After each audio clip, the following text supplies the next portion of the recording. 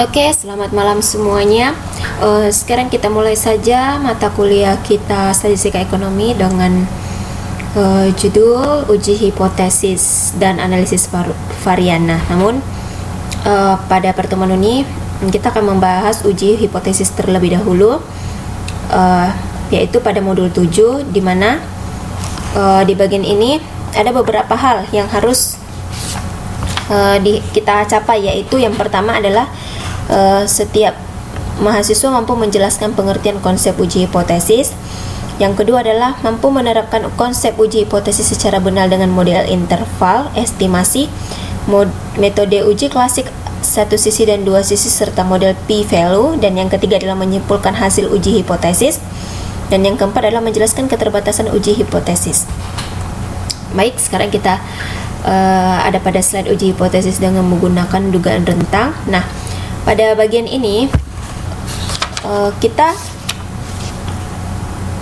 terlebih dahulu harus tahu arti daripada uji hipotesis. Nah, hipotesis ini sering sekali diartikan sebagai pendapat ataupun pernyataan yang dikemukakan oleh seseorang, di mana kebenaran daripada isi pernyataan hanya baru sebatas di dalam logika saja. Jadi, hipotesis ini bisa juga disebut pernyataan sementara, ya. Nah, di sini juga hipotesis yang selalu ingin diuji kebenarannya dalam sebuah penelitian dinamai hipotesis kerja. Jadi ada dugaan-dugaan sebelum kita mengambil kesimpulan. Nah, dugaan itu perlu kita uji kebenarannya, dan itulah yang disebut dengan uji hipotesis. Nah, pengujian kebenaran kita bisa lakukan dengan cara mengadakan penelitian ke proses tahap selanjutnya. Oke, di buku juga ada diberikan contoh mengenai perbedaan antara gaji karyawan laki-laki dan gaji karyawan perempuan. Nah, basicnya adalah gaji karyawan dan gaji karyawan pria dan wanita itu hendaknya tidak berbeda. Nah, namun pada teks di buku mereka mengambil hipotesis bahwasanya gaji kaum pria itu lebih besar atau lebih kecil daripada gaji kaum wanita. Nah, untuk pertama sekali kita membuat H0 dulu. Nah, seperti yang ada di slide, langkah pertama adalah membuat H0, yaitu pada hipotesis 0 ini kita mengadakan persamaan, yaitu gaji pria itu harus sama dengan gaji wanita. Jadi tidak ada asumsi ada lebih besar dan lebih kecil.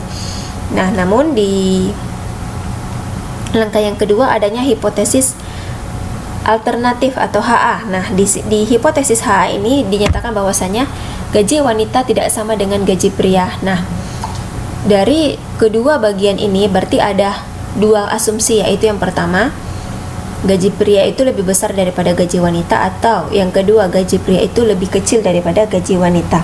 Kedua asumsi inilah yang disebut dengan tidak sama dengan. Oke. Nah, yang kedua kita masuk kepada uji hipotesis klasik. Sebelum masuk ke uji hipotesis klasik, kita lihat dulu contoh yang ada di buku di halaman 7.3. Di situ ada data gaji pria dan gaji wanita pada suatu biro perpajakan.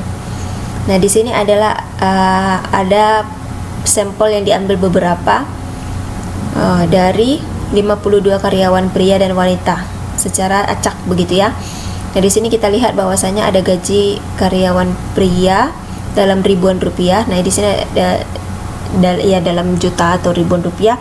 Nah, ini ada 12, 11, 19, 16, 22, dan gaji wanita 9, 12, 8, 10, 16. Nah, setelah kita mendapatkan semua data, kita harus mencari jumlah dari data tersebut. Nah, untuk gaji pria kita dapatkan 80, dan untuk gaji wanita kita dapatkan 55.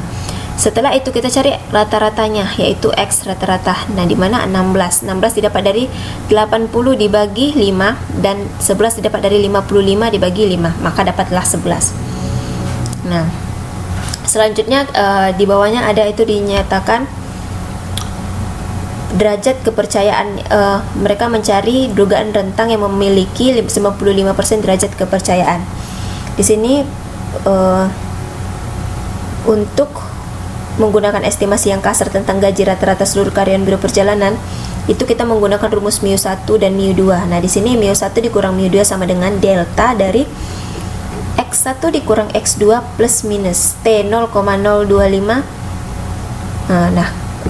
Simpangan baku dari akar 1 per N1 tambah 1 per N2. Nah, kita harus tahu kenapa harus 0,025. Nah, 0,025 itu didapat dari, kan alfa ada 100, nah, atau 1 ya, sementara 100%. Nah, sementara mereka memiliki derajat kepercayaan 95%.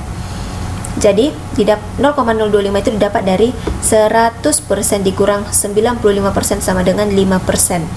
Nah, 5% itu dibagi 2. Jadi dapatlah dia 2,5%. Nah, 2,5% sama dengan 0,025. Nah, itulah dia. Jadi di sini X1 kita bisa lihat di tabel ada 16. X2 kita bisa lihat di tabel ada 11. Nah, maka 16 kurang 11 plus minus 2,16. 2,16 itu didapat dari di tabel yang menunjukkan angka 0,025. Nah, akar dari 153 per 13, akar dari 1 per 10, 10 per tambah 1 per 5. Jadi didapatlah hasil akhir adalah 5 plus minus 4,0. Nah, kita perlu ketahui di sini ada beberapa simbol yang kita perlu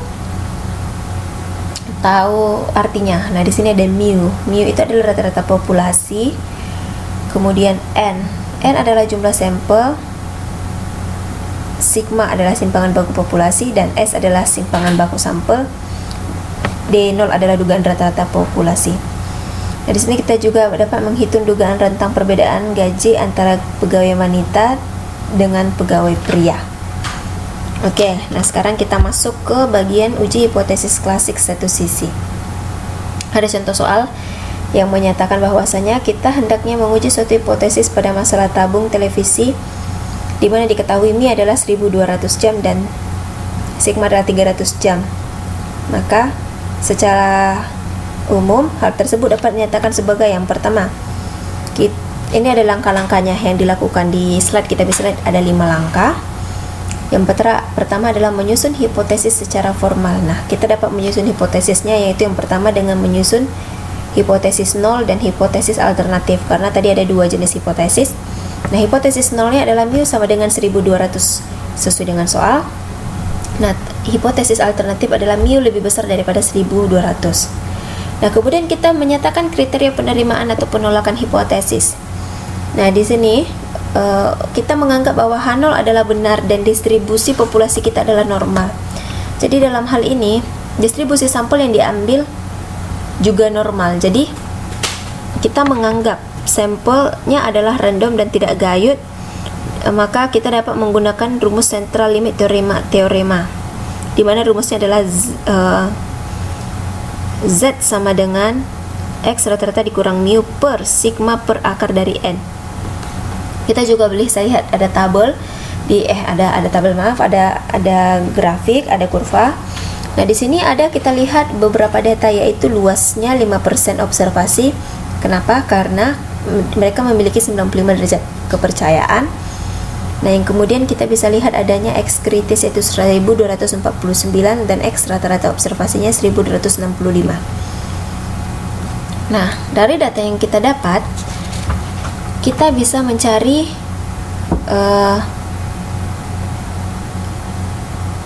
H tersebut, H0-nya itu ditolak ataupun diterima. Nah, di situ kita sudah memutuskan bahwasanya kita menetapkan 95% derajat kepercayaan.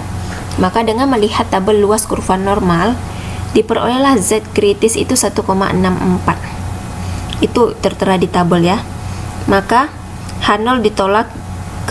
Di sini kita dapat suatu patokan, yaitu H0 ditolak jika Z observasi lebih besar daripada 1,69 dan H0 diterima bila Z observasi kurang atau sama dengan dari 1,64.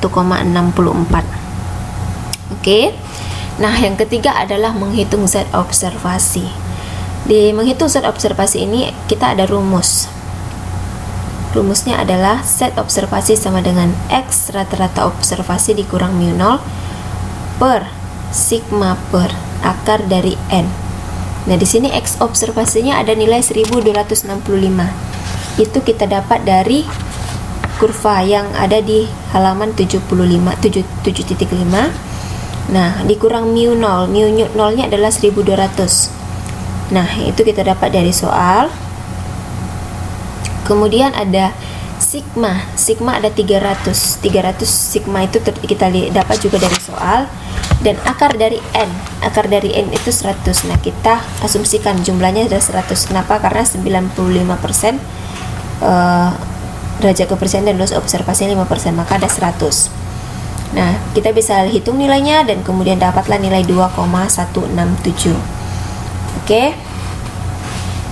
Sampai di sini kita lanjut ke bagian yang keempat, yaitu mengambil kesimpulan uji. Nah, pada bagian pengambilan kesimpulan uji ini, kita sudah mengetahui bahwasanya Z observasinya adalah 2,167, lebih besar daripada Z kritis, sehingga H0-nya ditolak dan hipotesis alternatif atau HA-nya itu diterima. Nah, kemudian kita lanjut ke menarik kesimpulan. Pada penarikan kesimpulan ini, kita perlu tahu yaitu karena H0-nya ditolak, maka kesimpulannya dalam pembuatan tabung televisi menghasilkan rata-rata umur yang lebih lama dibandingkan dengan cara yang lama, yaitu dengan derajat kepercayaan 95%. Jadi di sini kita harus tahu dulu penentuan nilai X batas ataupun kritis.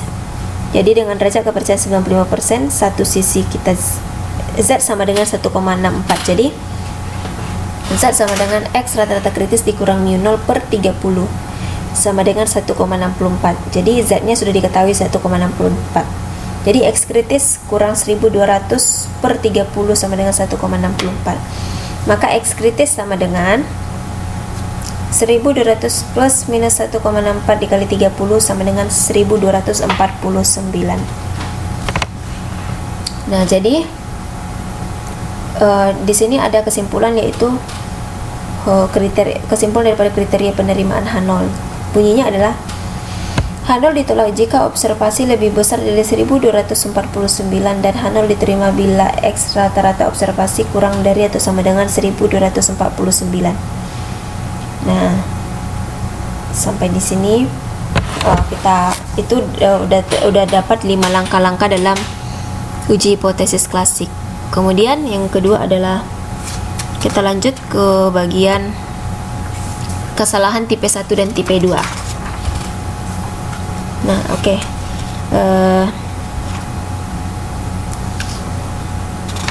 Pada kesalahan pengujian tipe 1 dan tipe 2, kita bisa lihat sebelumnya kita harus tahu dulu hipotesis klasik 2 sisi dan uji lanjut hipotesis lanjutan. Nah, di sini pemilihan hipotesis mempunyai konsekuensi terhadap kriteria penerimaan dan penolakan H0.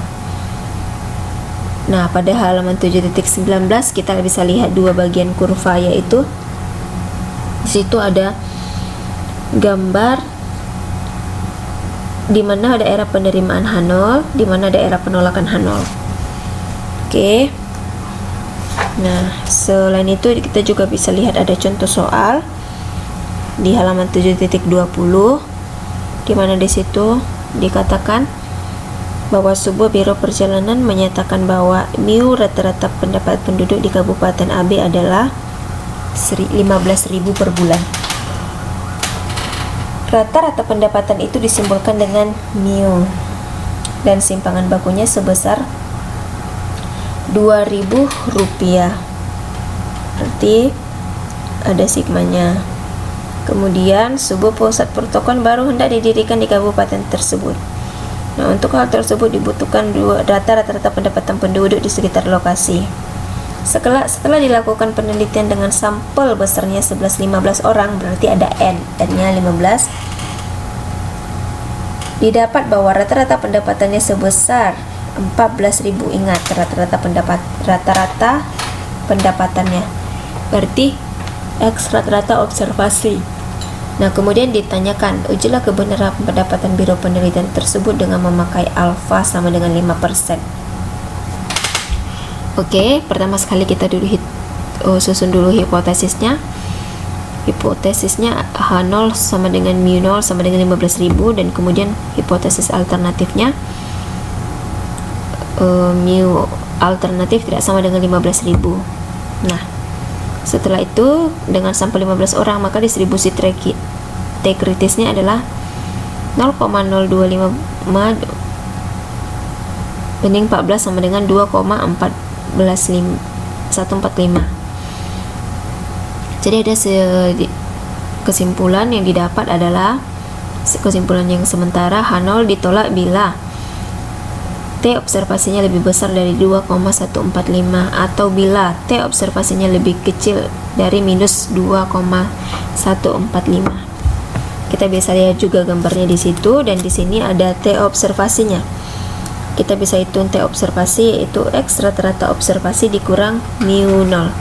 Nah, di sini kita juga harus membaginya dengan sigma per akar N. Oke, sesuai dengan soal, kita dapat X observasinya sama dengan 14.000 dan mu 0 nya adalah 15.000 per sigmanya ada 2.000 akar dari 15 karena N nya 15 ya, dapatlah 1,936. Oke. Nah, kita masuk ke bagian kesalahan tipe 1 dan tipe 2. Sebelum masuk ke bagian ini,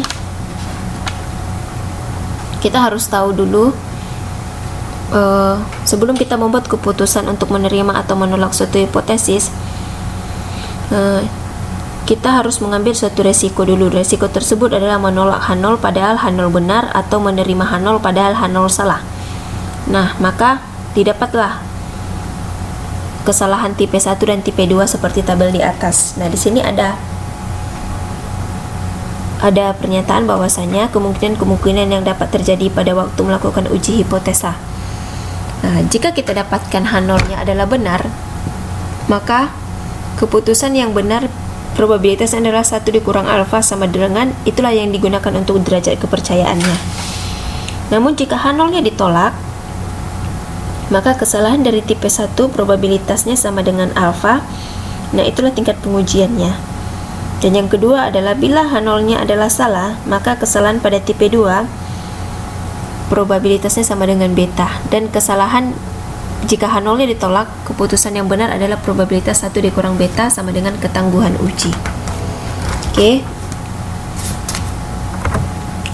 Nah, kemudian kita masuk ke bagian memperkecil alfa dan beta. Nah, di sini untuk memperkecil alfa dan beta ada satu cara, yaitu dengan memperbanyak sampel hingga distribusi frekuensi kita menjadi lebih runcing. Jadi semakin kita perbanyak sampel, maka distribusi frekuensi kita akan semakin runcing. Nah, kemudian di sini memperkecil alfa dalam contoh di atas ingin memperkecil kemungkinan si benar dihukum otomatis dan memperbesar kemungkinan si membebaskan si salah. Dan yang bagian 3, bagian C-nya adalah fungsi beta dan fungsi ketangguhan uji. Nah, di sini pada bagian ini kita hitung besar beta untuk sebuah uji hipotesis dengan alfa yang tertentu. Jadi nanti sudah ada alfa-alfa yang ditentukan secara pada soal. Oke. Sampai di sini pertemuan kita malam ini. Selamat malam dan selamat beristirahat.